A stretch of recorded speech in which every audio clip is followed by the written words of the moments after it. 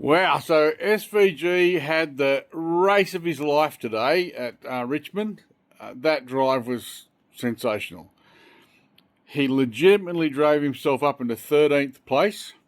Hang on, yeah, I know you'll say he was in 11th and he was in 7th at some point, but that was, of course, guys on the same strategy as him, pitted a couple of laps earlier to him.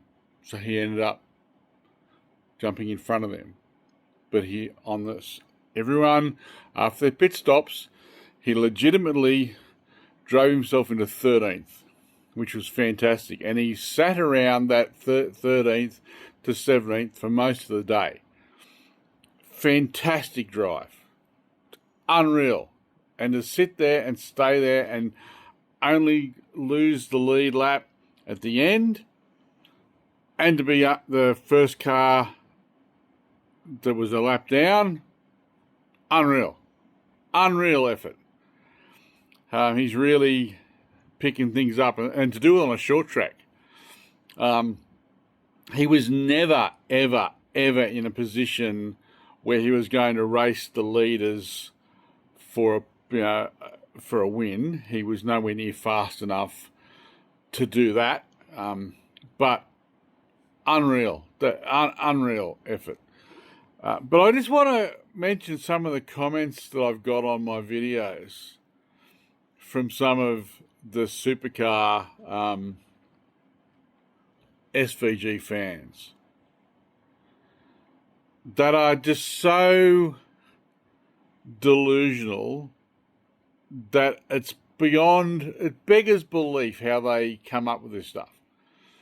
I've had two saying that my comments about SVG, how difficult it's going to be for him to win on an oval track are wrong, because I'm comparing him to average drivers, and he's not an average driver.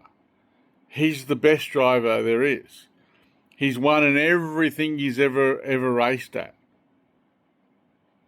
He's just above all these other guys, and I can't make these assessments of how hard it's going to be for him, because he's just better than everyone else.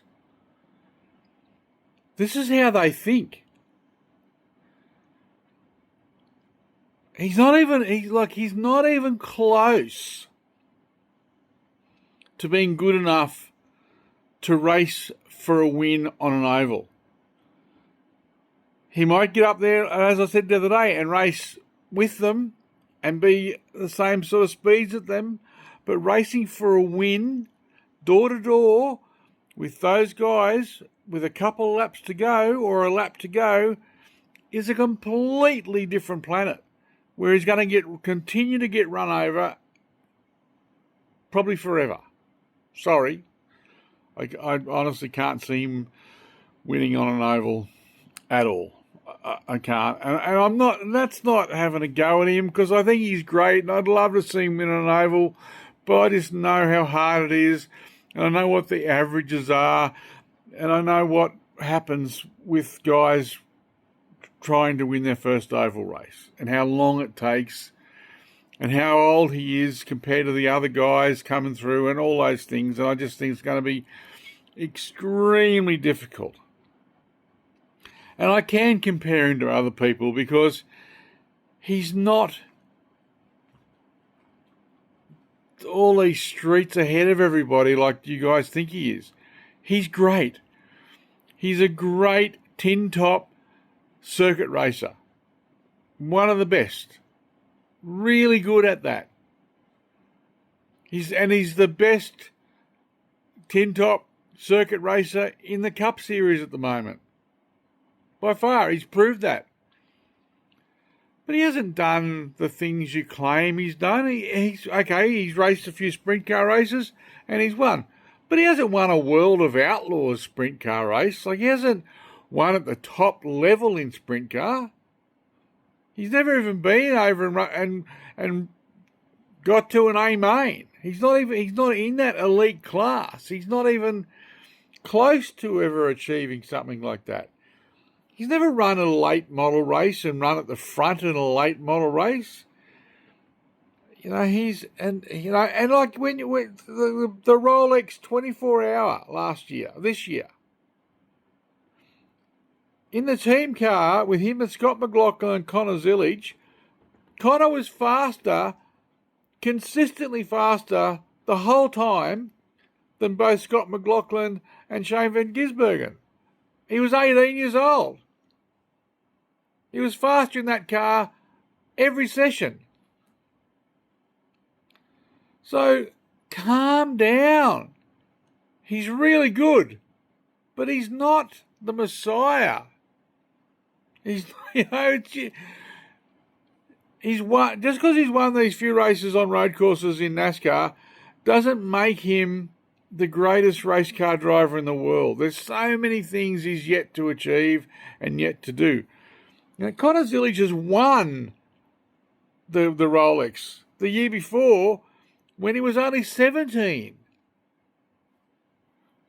You want to talk about someone being truly great? That kid is going to be someone truly great. He's 17 and he's already doing things that Shane hasn't done. So calm down. Just enjoy the success he's having, that Shane's having, without all the nonsense about him being better than everybody else. And I can't make normal assumptions and comparisons when it comes to him because he's not like everyone else. He's better than It's just nonsense. It's absolute nonsense. I think he's fantastic. And I was rooting for him today to stay on the lead lap. I really wanted him to finish that race on the lead lap, and I was hoping he'd get into the top 10. I didn't think he would. I thought that was a big ask, but when he got up in the 13th, I thought that was amazing that he got up to 13th. So I was rooting for him today. Never ever in my mind did I think he was a hope of getting up into the top 5 and fighting for a win. That was never going to happen. And even if he did find himself in the top 5, if there was a crash and a few cars fell out and he ended up in the top 5, he was never going to race for a win. He would just get run over. He doesn't have that skill set yet. He doesn't have that experience to win on an oval. As much as I'd like to see it, as much as the rest is, but you've got to get realistic about how hard it is, how hard oval racing is, and how hard it is to win on an oval. It's incredibly difficult.